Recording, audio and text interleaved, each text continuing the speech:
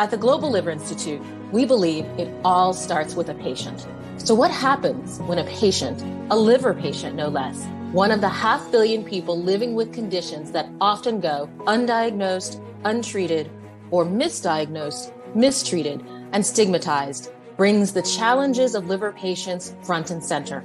And what happens when a patient then leads a discussion with world experts in policy, research, clinical care, and wellness on ways to overcome these challenges? Let's find out today on GLI Live.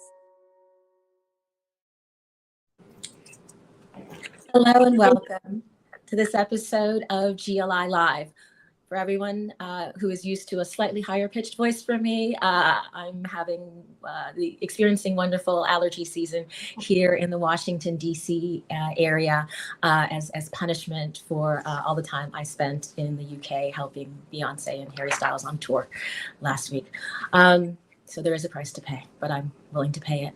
Today, we have a fantastic conversation for you on the topic of AI. Whether that stands for artificial intelligence or augmented intelligence, we will hear, but you've certainly been hearing about it, whether it is about Snapchat's AI chatbots or mini images taking over your social media feed, or ChatGPT threatening to put us all out of work. We will learn the truth and the lie to that. And while some of those uses may be very fun, there is far more potential that we are hearing about in healthcare to make a big difference in everything from research to patient care to public health. And I have no better people to expound upon this topic on our behalf than I have before us today. So Dr. Jennifer Hall is the Chief of Data Science for the American Heart Association. I have with us also from the cardiovascular world, Celina Gorre, who's the CEO of WomenHeart, a fantastic patient advocacy organization that we have learned so much from throughout the years.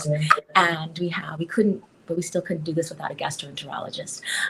It wouldn't be a Global Liver Institute episode if we left out our favorites. So we have Dr. Yee Hui Yeo, who is at Cedars-Sinai, and he will tell us about some of the connections between heart health and liver health, which is something that you know is very important to the organization. So I'll just start with Dr. Hall. What is AI? What counts? What doesn't? I think everybody lumps a lot of things under AI, and essentially we think of it as simply human simulation with machines. Mm-hmm. And, that's the large version of it.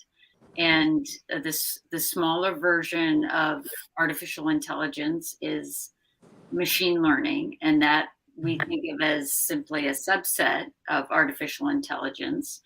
And machine learning usually uses a lot of data and is algorithms and models that computers develop using a lot of data. And you can think of AI as being really the larger category of that sometimes uses data, but sometimes uses rules and not data. Mm-hmm. So AI could be like a chat bot, right? Mm-hmm. And machine learning would be more like an algorithm or a risk prediction model, more math than your typical AI. Okay. And why do some people prefer the terms artificial intelligence and some prefer augmented intelligence? Does it just make it sound a little warmer? A little less from the Terminator is about to... That's probably right. They want to probably keep creating a role for humans, saying, that it's augmented and that humans still play a very central role. But I'm not an expert there, so I don't know. I would ask the others. Excellent. Dr. Yeo, how are you using AI in your work? Yeah, so in the most recent years, there have been increasing use for AI that we incorporate into our work. For gastroenterology, um, many of the new software that allows better recognition of polyps when we do colonoscopy help us with that, and it also helped to improve our interpretation of imaging pathology, like the MRI, CT scan report. And on the other hand, it's like it helped with the research thing, like for drug discovery and development. And it can also help with a better prediction of patients' outcome based on their symptoms, their medical history, lab data, stuff like that. So, and these been burgeoning, and keep seeing this on the paper and trying to apply this in our daily practice. I think that's so important as so many things can be missed. So many patients come to us as a result of what has been termed incidentalomas, that there's something there on the scan, but hopefully AI could maybe help interpret it a little better and say this is something that you should follow up with. And so, Celina, help us connect this from the algorithms and the math and the research to issues in patient advocacy. How do you see AI making a difference? I would take it even beyond how we support the patients in our community of WomenHeart, and think about it in terms of filling in gaps. So WomenHeart's agenda is in part calling out the fact that we need more research on women with heart disease, because historically, what we know about heart disease today and how to treat it and how to diagnose it and how to manage it has been based on research done on men. And so we've got some catching up to do, and we will do that. However, in the meantime, we're going to need other ways of using, large data sets to tell us how to most effectively treat women with heart disease, knowing that there are differences, right? We can't just sort of, take what we've learned about men with heart disease, shrink it down a little bit because women are a little smaller, and then make things like that how to treat women. So AI is really crucial in this, I would say, interim phase, right, where we've got to make up some gaps here. So we are all for it from that perspective, with a really big caveat that I know everyone on this panel shares with me, which is that the quality and diversity of the data going into these data sets has to be there so that everyone is represented, so that we don't come out the other side with skewed results or skewed answers to the questions that we're asking these big data sets to generate for us. Fantastic. Dr. Hall, could you speak more to that? Because you have been, as an organization, really inspiring to the entire community in the work that you've been doing with Verily, for example, and sort of setting the pace on how these platforms can be built and the best practices for them. And so how does your precision medicine platform and your work in data science help increase the diversity that has been missing in a lot of other types of clinical research? Well, thank you. I think Celina's organization is doing a great job in helping, and we are still trying to bring awareness and education and now tools to women all over the world that helps them access and understand that they can really take a part in research, and simply by consenting and sharing some information in a very private and secure way, that helps us better understand how to treat them and their family, really, because it all goes into these algorithms in the back end. And if we don't have those diverse data sets, like you're saying, women from all around the world, then our data to predict cardiovascular and stroke risk in women is really not as good as it could be. And so helping women to have platforms and easy access to share their data in a private and secure way is really important. And AHA has played a leading role with help from organizations like Celina's. Fantastic. So, Dr. Yeo, what are the connections between heart disease and liver disease? And how can some of this work in AI perhaps help break down the silos and increase the types and numbers of learnings that we have? Yeah, so there are many diseases that is in the between, or needs the interplay between two organs, the liver and the heart. Some milder diseases, but more prevalent, such as fatty liver diseases, and it can help us with that. And some of the medications that treat heart disease, like arrhythmia, can also induce liver injury. And these are like more sort of the milder disease. And some of the advanced liver disease, like congestive hepatopathy or cirrhotic cardiomyopathy, these are the diseases that when there's it occurs in a patient with cirrhosis, and then it's a heart condition. Or when it comes to the congestive hepatopathy, it's a patient with a heart failure that occurs and have a chronically increased backlog pressure to the liver that induces cirrhosis. So these are all the important diseases that can be addressed. And then when we get more data, then we can help train the machine to know how to predict or how to do the risk stratification or help with the drug discovery according to the mechanism. So these are all still undergo study. It's not very mature in terms of using AI. So there are a lot of room to improve. But it's exciting to be starting to have the conversation and to see the potential. So it sounds like there are large implications for patient safety, for increasing patient safety by being able to model things that we would otherwise have to experiment on, live people. Is patient safety one of the potential benefits of using AI? Anyone can answer. I'd say most definitely. And that's one of the really low-hanging fruits that AI can certainly help us with.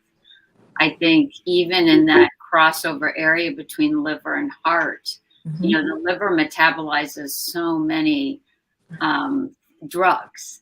And just having a better understanding of that helps us really understand patient safety and how they're going to respond to a certain drug, and understanding what dose to start with. So there's a great area for artificial intelligence and patient safety there.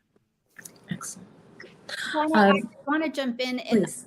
congratulate you and Global Liver Institute for bringing our different, let's say, siloed areas of medicine together, because to me, this is the wave of the future. We need to do more of this. I would argue that this is one of the biggest hurdles and barriers in our healthcare system as it exists today, that we are developing treatments and diagnostic procedures in silos.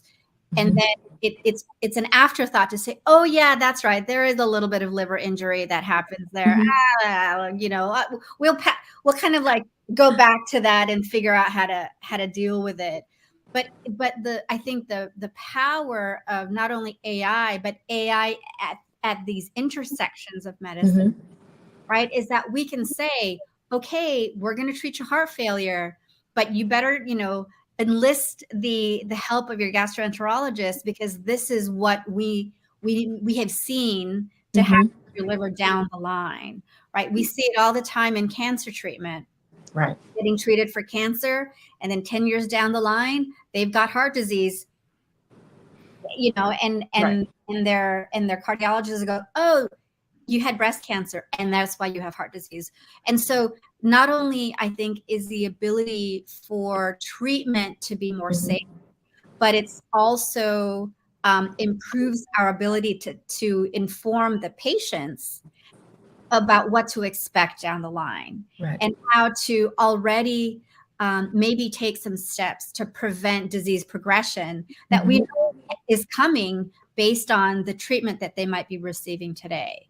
So to me, that's another real powerful benefit and advantage of these predictive models. Thank you so much. I certainly think from my perspective as a patient having multiple chronic diseases, knowing my elevated risk post-liver transplant, at this point, I'm more likely to die from a cardiovascular disease. As an advocate, having worked across different registries and just wondering if, even as good as that registry is, I'm like, it'd be fantastic to bring these questions about this other patient population to that set of samples, the registry, and making sure that we accrue the knowledge that we could across silos. And certainly your professional background in global chronic diseases is so helpful to making these connections. And so it's really exciting to have this conversation and being able to set up the research early enough to be able to catch those signals and to see the significance of them to inform other types of research. Absolutely. Yeah. So yes, please. Just a very short thing. So to really safeguard the privacy and the safety in machine learning, there's a technique, we call it federated learning. It's really helped to protect the privacy if we want to explore something using database. It will help with data privacy and without the patient being identified by the researcher or any further user. I think that's great. Why don't you go a little further into de-identified data, patient permissioned, uses of data, because I think that there is a spectrum of people's feelings on data privacy.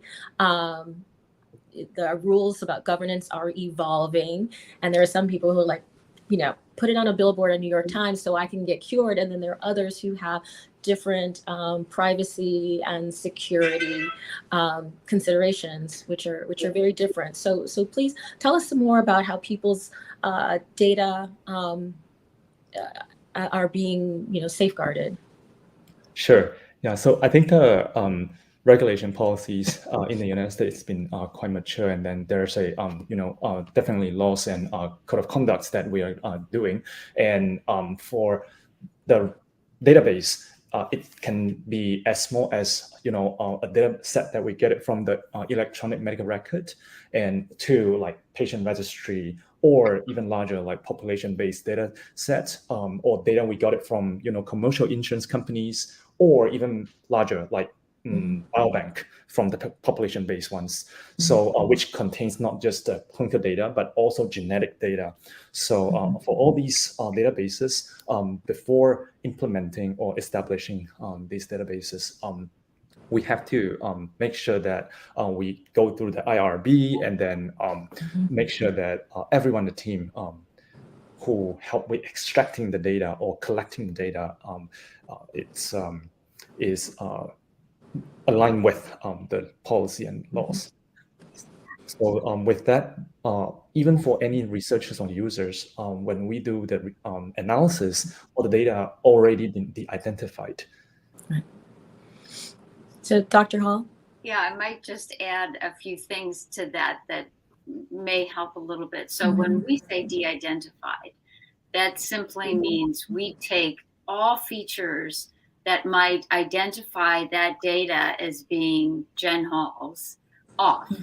So my birth date comes off, my name comes off completely. Anything else that might tie that directly to me comes off. And my analyst or whoever's analyzing that information doesn't see that information. So my name gets replaced with a unique ID, we call it, just maybe a 10-digit number. And when all of the other information that we don't need to see, we don't see. And so that's what we mean by de-identification. When we talk about federated learning, this is simply a way that the data doesn't move. So if you're talking about electronic health records at Cleveland Clinic or Mayo Clinic or some rural area in North Dakota or South Dakota, that data stays there within that private secure enclave. And we will send an algorithm to, or model, math, to that data in a secure way. And we say to the people at that institution, run this algorithm, run this math in that data, and send us the aggregate information back.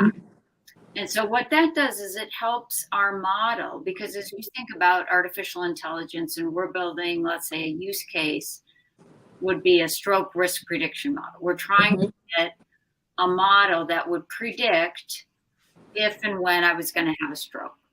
And so if we build a model and we just leave it and we don't keep testing it on new data constantly, it's not going to be accurate. We have to keep testing that model on newer data, more diverse data all around the world. And so we want to keep testing it around in different areas. And so the best way to do that is to send it here, send the model to this area, test it, improve it, then send it again, send it again, send it again. But we don't need all of that data in one location. We just send the data to we send the model to the data and get an improved algorithm back. Hopefully that makes sense. It does. That was a really clear, yes. Wish I had you back when I started on the HIT policy committee as a fantastic example. So Celina, one of the other uses for AI is in chatbots. And some articles have suggested that in JAMA, for example, that ChatGPT can be even more empathetic than physicians in dealing with patients. Is there a potential for AI in helping to relieve some of the burdens of mental health impact of having a chronic disease, of having a heart disease, of our limited access to psychologists, psychiatrists, and mental health professionals, and just time to talk with your nurse or doctor? Can AI help with this workforce challenge? I absolutely think so. The first thought I had when I saw that study, which is interesting, right? Interesting bit of information, is that we have a loneliness epidemic in this country, right?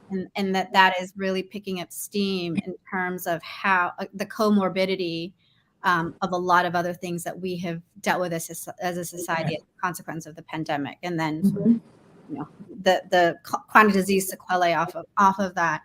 I do absolutely think that there is a place for it, but I think about it as of today as still raw material, right? It's got to be shaped, it's got to be packaged, it's got to. We've got to know where that fits into the continuum of care. So at what point you see a human, it's a tool, and it's an interesting tool. We shouldn't shy away from it. Be scared of it. We shouldn't be offended by it.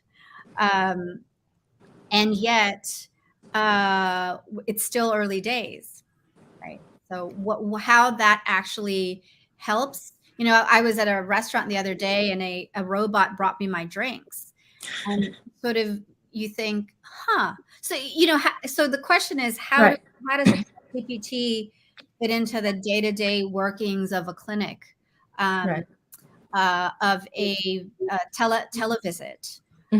We don't necessarily have the answers to that yet, but I think that it will become a really important tool in the toolbox. I also want to go back to the point about safety and data and privacy. That's going to evolve over time. Europeans have a really sort of strict regimen around how to use data. The US is a little bit less strict, and yet we have still, I think, these notions of, that data is mine and I want to protect my privacy at all costs. Our relationship to data is going to change over time. It will. It has to, in order for us to really optimize maximize the benefit, right, of these technologies. And And so I think as we go, we're also going to change our attitudes, because we're going to see the benefit of the aggregation of this data. Mhm. So that's an interesting, I think, aspect of this. Is on the one hand, we see really exciting applications. On the other hand, there may be scenarios where our focus on data privacy may limit our ability to realize the potential of some of these technologies. So, you know, these conversations are great to have, and we're going to need to continue to have them. This is not a one and done, because we're going to see next year ChatGPT is, you know, going to do something else that's really interesting, and we're going to have to come back to this group to discuss it. Good. You're absolutely invited back. You know, I was wondering, if we go back to the previous question, if the you know, if the machines that are building the algorithms for the chatbots had the benefits of the, you know, WomenHeart champions and the, you know, the best, all the transcription, the best peer mentor interactions, and we're learning from that. Could they be better? And so, you know, to the point that, you know, Dr. Hall, you were making about the sources of data and how you teach the machines, whether it's to ensure that there's less bias or just how do they improve. I think that there's a lot of normally uncaptured value in patient advocacy interactions that really could, you know, if there was a way to have those input, could really, I think, you know, improve the performance of some of these new tools. Is that possible? Is there a way to do that? Yeah, I think you're absolutely right. And I'm guessing that, you know, in some of those cases, it's in that article, if they're asked a scientific question, like a doctor might be asked, the clinician might respond with the scientific answer, whereas the ChatGPT may have rules in the background that say answer the scientific question and then follow with, right? That those are the rules that ChatGPT is following. And so there's something that we can learn from that. You know, it's not, and it is the data as well, like you're saying, that we could teach them better, perhaps we can teach everybody better, the machines and humans, with patient advocates. I think that's probably very true. Definitely. I want to second that, because if the health literacy can be improved, that will improve the patient's health outcomes as well. Well, and I think what you're talking about, Donna, is emotional literacy, emotional intelligence. When I see how much psychological relief comes across a patient who is waiting for a TAVR, you know, after a doctor, you know, after the doctor comes in and sort of informs them, they leave, and that person is beside themselves, worried, you know, the life is over. And then you have a patient come in to say, I was in exactly your shoes 10 years ago, and here I am, you know, as a patient advocate now.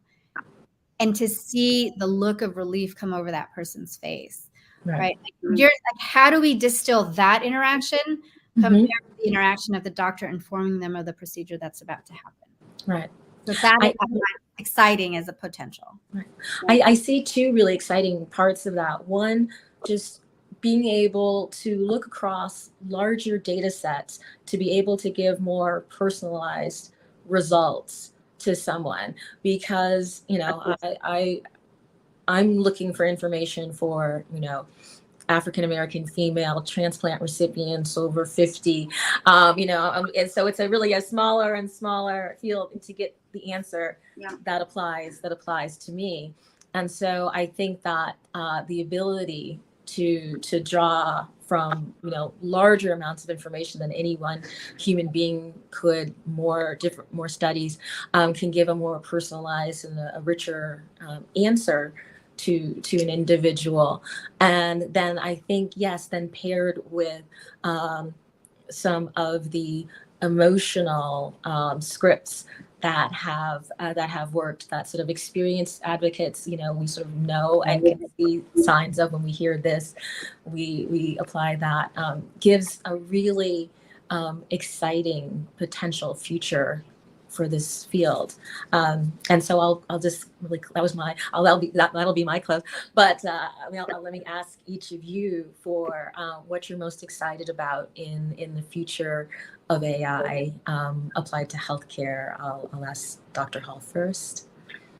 I think really changing this lens on equity to be able to, have a larger scope, and we treat everyone because we can, perhaps, and with patient advocates as well, like Celina said, in terms of having that emotional intelligence next to the scientific intelligence in this health equity framework. Excellent. Dr. Yeo? Yeah, sure. So from what you just mentioned, Donna, you capture about two things. One is the knowledge that is tailored to person use, and then second is the emotional support, and then also Dr. Hall mentioned about equity in the healthcare, and I think our most recent papers actually capture all these three parts. So then in our papers, we tested the performance of ChatGPT to see, and it actually performs pretty well in terms of replying to questions that is frequently asked by the patients or the family members that we obtain from the Facebook patient support groups or some of the well-regarded institutions, hospitals. And it's actually pretty good, but we think that we also display some of the shortcomings, and like it actually for now it can serve as an adjunctive tool for the physicians.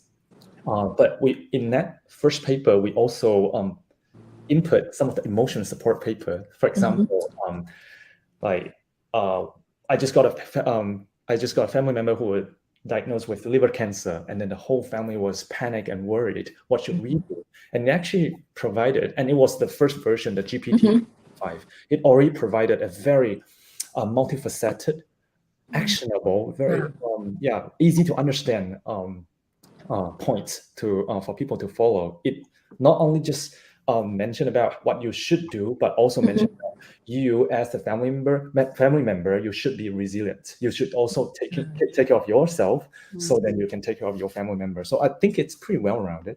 And our most recent paper was able to see that to answer non-English questions, GPT-4 is much better than GPT 3.5, and almost as good as the English questions. So then, so what we are seeing here is it's improving. It's also trying to has the potential to alleviate the racial disparity. That's huge. We have. We're so privileged to have people who speak at least 5 languages here on our team at GLI, and have been adding particularly more and more Asian languages.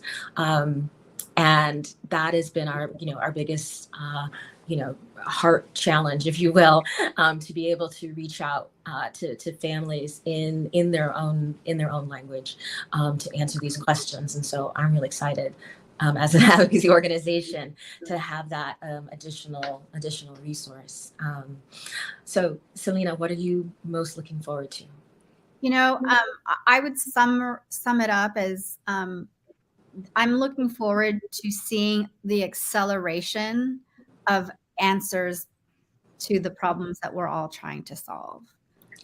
And that's what I think the promise is of AI, is this acceleration, right? Fail faster and succeed faster, get to the answer faster. But it's going to take all of us to make sure that we stay on the right road, that equity is at the heart of the development of these technologies and the potential there, and that we continue to keep lines of communication open across what are such typical silos in our world. That's also how another way that we can accelerate these learnings is to continue to speak across these sort of, I would say artificial divides in healthcare in the U.S. So maybe that's the intelligence that we really need to bring us all together. Thank you so much. You are always invited back here to GLI Live. And everyone listening or watching this or listening to this, you are all invited back as well. Thank you. Thank you. Please be sure to like this video, subscribe, and share your thoughts and suggestions in the comments below. Join us weekly on Wednesdays at noon Eastern Time for more episodes of GLI Live. Check out our website, globalliver.org, and follow us on social media to learn more about the Global Liver Institute and stay up to date with the latest in liver health. Until next time, stay safe, stay well,